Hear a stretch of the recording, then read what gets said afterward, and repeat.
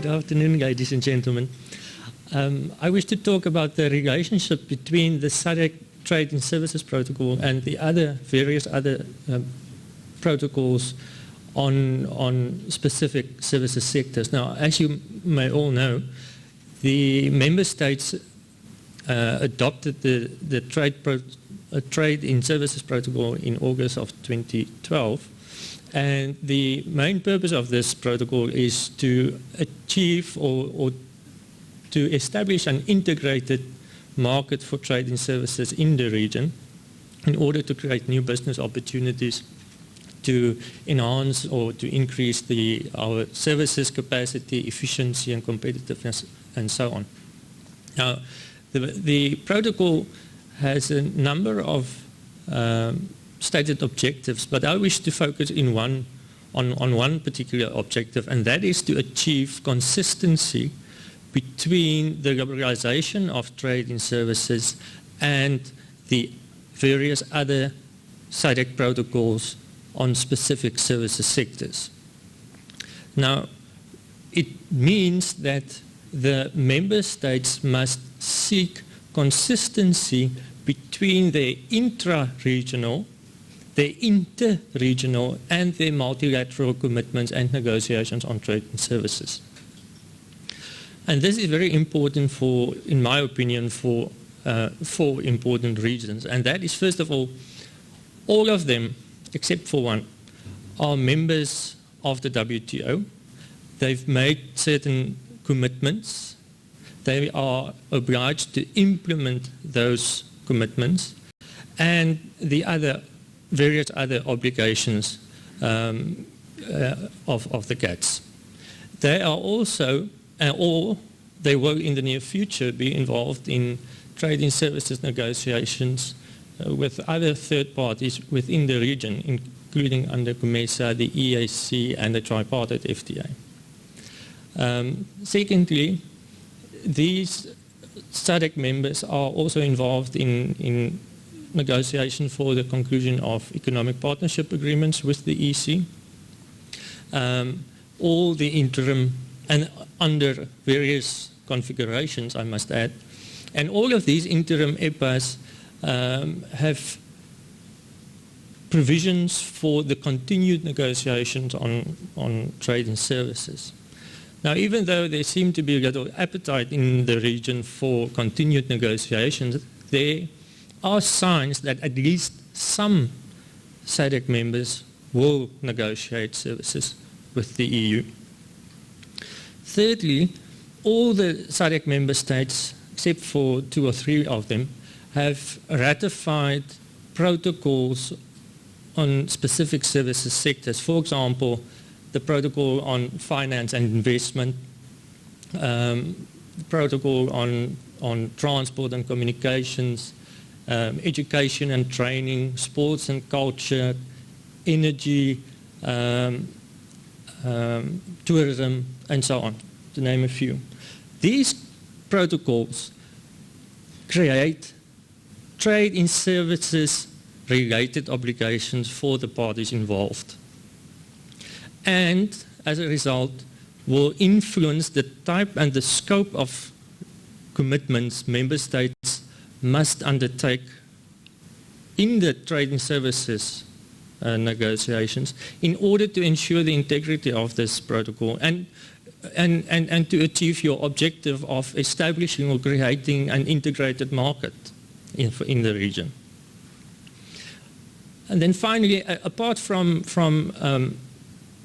making commitments on market access and national treatment, all agreements on international agreements on trade and services create obligations, and sometimes very unique obligations, on transparency, on approaches to domestic regulation, including convergence and recognition, on competition policy, on institutional settings to ensure the implementation of protocols and to ensure continued regulatory obligation, and approaches or systems to dispute settlement. And All of these provisions are extremely important because trade in services, by its very nature, is mainly governed by domestic regulation, which influences the way in which services are delivered and the ability of firms to function within the market. Now, even though some of these provisions are not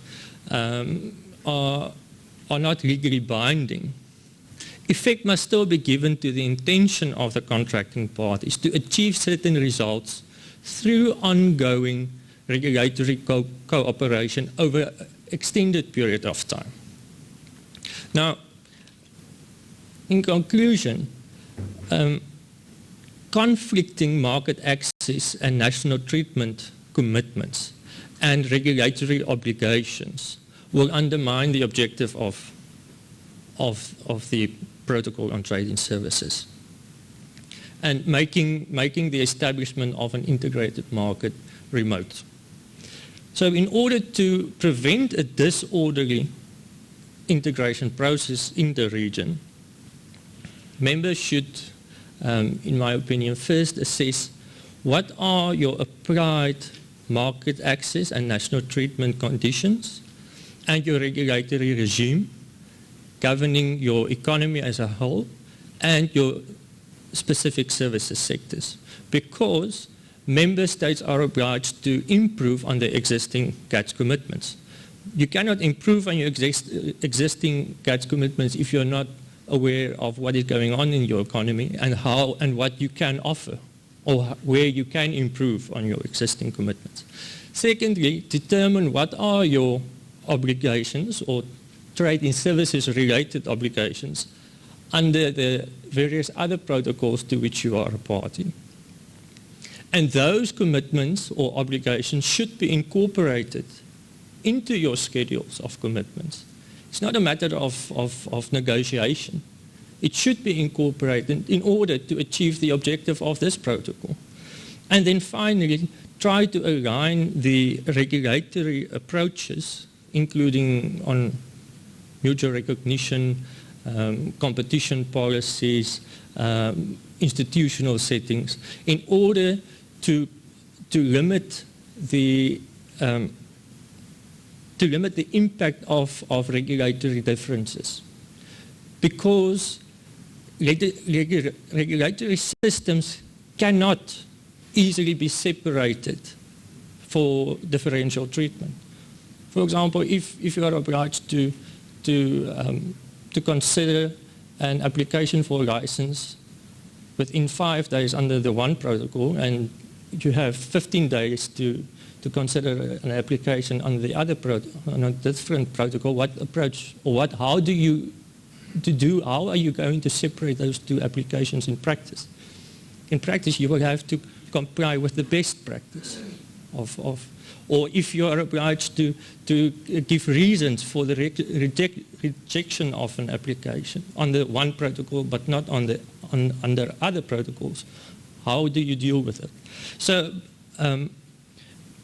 but ultimately, each member state will have the responsibility to ensure that the regulatory environment or their national regulatory environment remains inherently and legally coherent.